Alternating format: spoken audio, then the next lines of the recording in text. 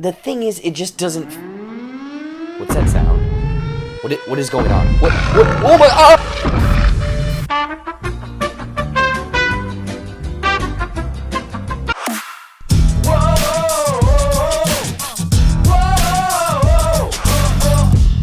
What's going on, everybody? Welcome back to JBuck Studios, your home for reviews, reactions, and ridiculousness. And I went out to the movie theater, or I guess you can also rent it on VOD right now. It's this post-apocalyptic type movie, Love, Aww, and Monsters. 7 years after the monster apocalypse, Joel Dawson reconnects with a lost love and decides to venture out after her, despite all of the dangerous monsters that stand in his way. So is Love and Monsters a perfect movie to watch this weekend? Sit on your couch and enjoy a nice movie. Let's find out. But before I get into my thoughts, let me know what you thought. If you've already seen Love and Monsters, seen the trailers and kind of looks, interesting, I want to know in the comments down below. Anyways, though, let's get into some of the good. So Love and Monsters is a unique blend, and we'll get into that a little bit later, but I think that the world that they set up, monster apocalypse and whatnot, and also the creatures in this world. Like, the world honestly felt like, Fallout. It's honestly like a Fallout game because they shoot up all of these rockets, then there's radioactive material that comes down, and essentially it makes these smaller insects and reptiles and amphibians grow into these giant creatures, and that's what they're having to battle against. So giant radioactive centipedes, cockroaches, frogs, lizards, anything like that.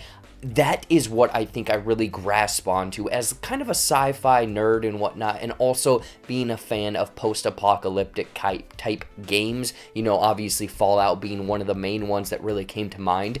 I thought that they really fleshed out this world from kind of the setup, the lore, the decrepit landscapes, but also the creatures and the environments that these different creatures really kind of cohabited in, but also the different kind of unique styles, I guess, of the creatures, but also the way that they interacted with people, the environment, and their weaknesses and strengths and everything like that. So I think that the world and the animals and the lore and the creatures was something that was really cool in this world that I really grasp onto. Obviously, the monster portion of the title, they nailed. But getting over into kind of the story or the love portion of this movie, it is a love story, but it's more of a kind of a coming of age story as well. Someone growing up, someone no longer being this naive, sheltered chef, because surprise, surprise, our main character is very weak and whatnot, and is the chef in his kind of bunker and whatnot. But then he goes off, he learns more, he meets more people, he runs into people, essentially on this road trip story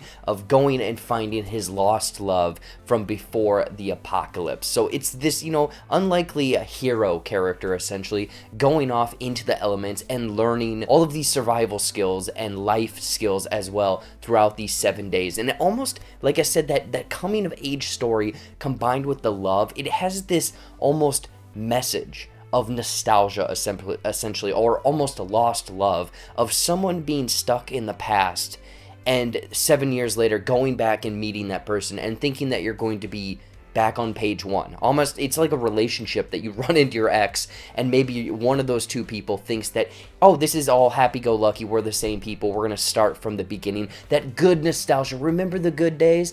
But instead he finds out that, hey, 7 years have passed, a lot has gone down, I'm no longer the same person, you're no longer the same person, you need to move on. So I think that they really nailed that message, and Dylan O'Brien as the main character, Joel, going after his girlfriend Amy, I thought that worked really well. I thought Dylan O'Brien was a wonderful lead, almost playing as this, like I said, unlikely hero. He's very kind of sheltered and, kind of feeble and whatnot, but by the end, he is the leading man. He is the strong, smart person in this movie. But then the few other side characters that come into the mix of Clyde and Minnow, Michael Rooker and Ariana Greenblatt, I believe. I mean, they are kind of side characters, in this movie, but they add a nice dynamic, almost switching it up Like I said, going back into that feel of Fallout, of going on an adventure, running into people, they help you out, essentially allies, and I really thought that that added kind of almost a family element to the movie as well.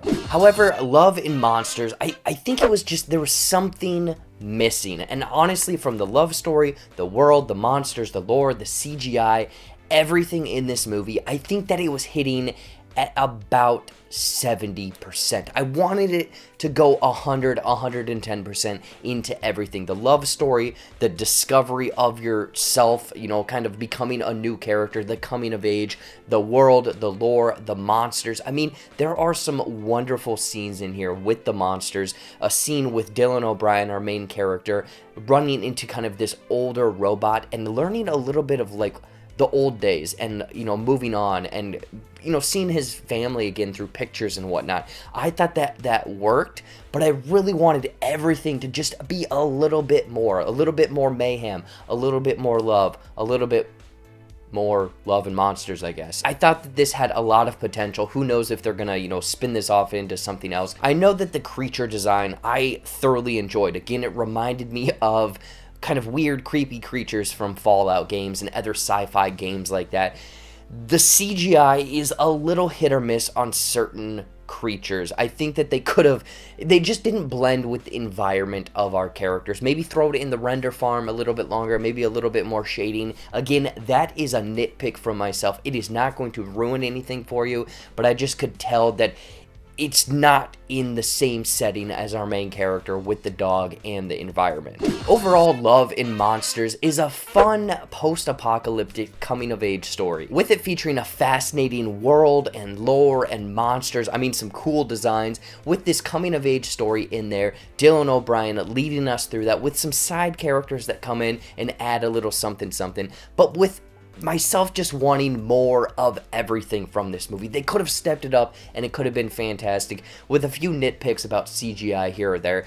I'd recommend checking out Love and Monsters. This isn't one that I would rush out, go out of my way to see, but this is a fun movie. It definitely has some sci-fi post-apocalyptic type world material, creatures. I mean, if you're any fan of that, plus a love story and coming of age, it is a great movie. In closing, I'm going to give Love and Monsters 3.3 out of 5 radioactive cockroaches. So what did you think of Love and Monsters? If you've already seen this one or now, very much looking forward to this one. I want to know in the comments down below. Anyways though, as always, thank you so much for watching. Watch some more videos up there or right over there, you know, brand new content every single week here on the JBuck Studios channel. I have no idea what's coming this weekend. Sunday night though, Episode 10, Lovecraft Country Breakdown. Be sure to check that out. Follow all of my other social media down there. Like this video. Subscribe to the JBuck Studios channel. And until next time, we'll see you later.